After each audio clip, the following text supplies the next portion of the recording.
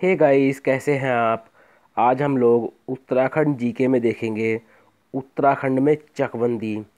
ये एक ऐसा टॉपिक है जहाँ से आपको एक ना एक क्वेश्चन देखने को मिल जाएगा।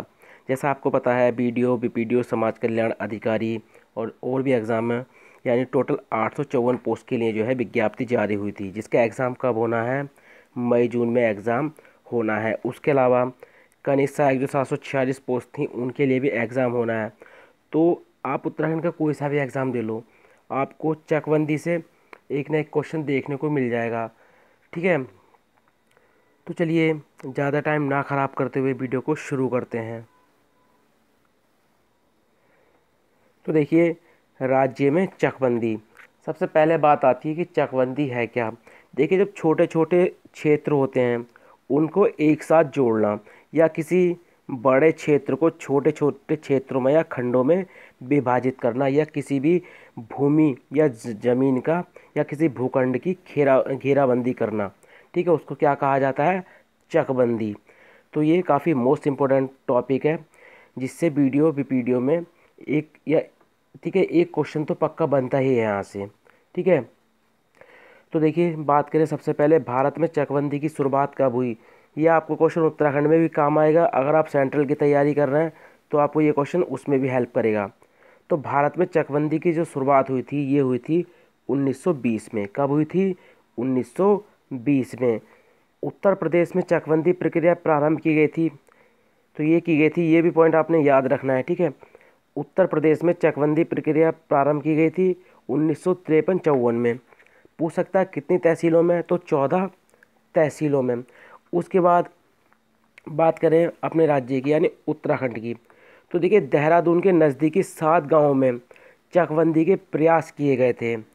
कब किए गए थे, 1973 में। पूछता है किस गांव में, तो आपको गांव का नाम भी याद रखना है, सलार गांव। ठीक है, सलार गांव कहाँ पर है, ये देहरादून के आसपास आपको याद रखना है। ठीक है, इतना याद रखना है कि देहरादून के नज़दीक हुई थी। 7 गांवों में चकबंदी के प्रयास किए गए थे। कब, 1973 में। और गांव का नाम पूछता है तो सलार गांव। उसके बाद है उत्तराखंड में चकबंदी लागू करने का सर्वप्रथम आधिकारिक उल्लेख राज्यपाल के भाषण में किया गया था। कब, 15 अगस्त 2002 को।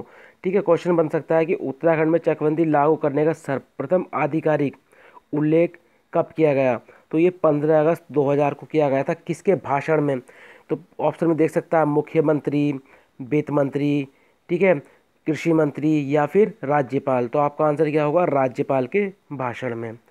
उसके बाद है चकबंदी हेतु प्रदेश सरकार द्वारा चकबंदी परामर्श समिति गठित की गई, तो ये की गई थी 2003 में। काफ़ी मोस्ट इम्पोर्टेंट टॉपिक है गाइस। उसके बाद भूमि सुधार परिषद का गठन हुआ। कब, 2004 में। उसके बाद चकबंदी समिति का गठन हुआ। कब, 2009 में। और देखिए, राज्य में अनिवार्य चकबंदी लागू करने के लिए मंत्रिमंडल के 5 सदस्यों की एक उप समिति बनाई गई थी। कब, 20 अगस्त 2013 को। तो ये पॉइंट भी आपने अच्छी तरह से यहाँ से याद रखना है। राज्य सरकार द्वारा पर्वतीय इलाकों में अनिवार्य चकबंदी की घोषणा की थी। कब की थी, तो 26 सितंबर 2013 को। अगला पॉइंट है वर्तमान में राज्य में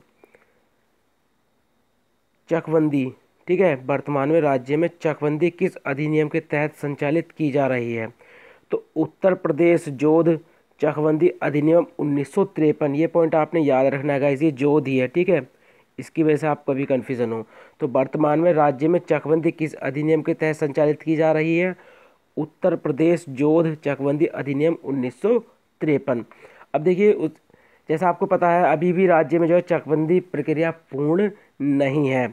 क्वेश्चन आ सकता है कि क्या राज्य में चकबंदी प्रक्रिया पूर्ण है, तो ऑप्शन में होगा हाँ, नहीं, दोनों, ठीक है, या ऑप्शन में कुछ और भी देगा। तो आपका आंसर क्या होगा, चकबंदी प्रक्रिया पूर्ण नहीं है। अगला है कृषि क्षेत्रों में वृद्धि के लिए रोजगार के अवसरों के लिए उत्तराखंड के पर्वतीय क्षेत्रों में किस अधिनियम का प्रारूप तैयार किया गया। तो ये देखिए, कृषि क्षेत्रों में वृद्धि के लिए या रोजगार के अवसरों के लिए उत्तराखंड के पर्वतीय क्षेत्रों में किस अधिनियम का प्रारूप तैयार किया गया था, चकबंदी अधिनियम 2015।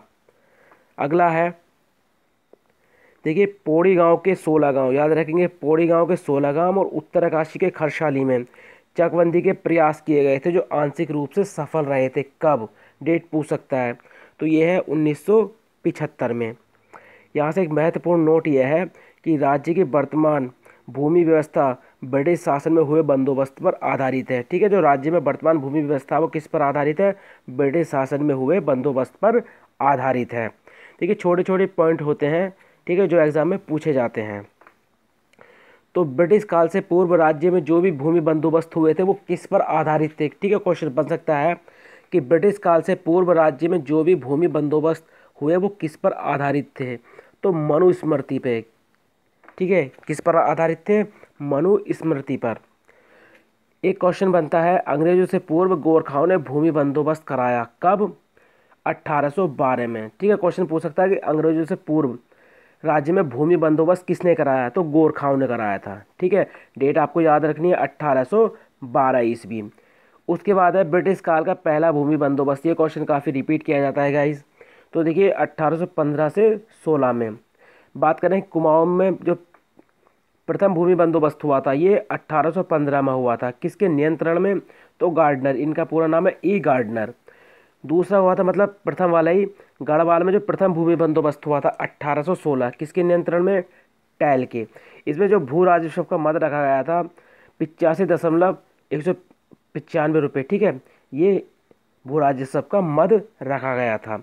ऑप्शन में आपको 85.19 भी मिल सकता है, 5 काट देगा। ठीक है, 4 अंकों की मिल सकती है संख्या, बस आपने पॉइंट याद रखना है। उसके अलावा देखिए अब तक राज्य में कुल जो है वो 12 भूमि बंदोबस्त हो चुके हैं। ठीक है, 12। अगर पूछता है ब्रिटिश काल में कितने भूमि बंदोबस्त हुए थे तो आपका आंसर 11 होगा। ठीक है, 11, क्योंकि 12वां भूमि बंदोबस्त जो हुआ था वो स्वतंत्रता के बाद हुआ था। ठीक है, काफ़ी इंपॉर्टेंट पॉइंट है कि ब्रिटिश काल में कितने भूमि बंदोबस्त हुए थे, 11। ठीक है, और 12वां जो हुआ था ये स्वतंत्रता के बाद हुआ था। ये पॉइंट आपने यहाँ से खासकर याद रखना है।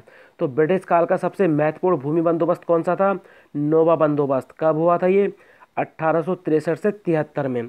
इसके अध्यक्ष कौन थे, जी.ई. बेकेट। इनको बेकेट भी कहा जाता है और विकेट भी कहा जाता है। ठीक है, तो आप कंफ्यूज ना हो। तो देखिए नौवे भूमि बंदोबस्त को विकेट बंदोबस्त भी कहते हैं। ठीक है, नौवे भूमि बंदोबस्त को विकेट बंदोबस्त भी कहते हैं।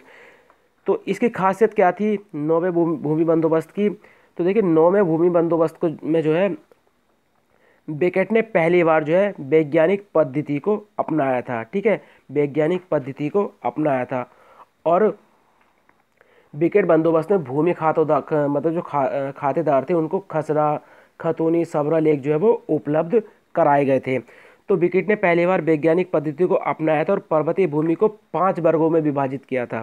क्वेश्चन बन सकता है कि विकेट ने का जो नौवा भूमि बंदोबस्त था उसमें पर्वतीय भूमि को कितने वर्गों में बांटा था, तो 5 वर्गों में बांटा था। ठीक है, और वैज्ञानिक पद्धति को इसमें यूज़ किया था। तो पहली भूमि आती है तलाव भूमि, दूसरी है उपराव अव्वल, तीसरी है उपराव दोयम, चौथी है इजरान और 5वीं है कंटिल। तो आपने इन 5 भूमि का नाम भी याद रखना है। अगला है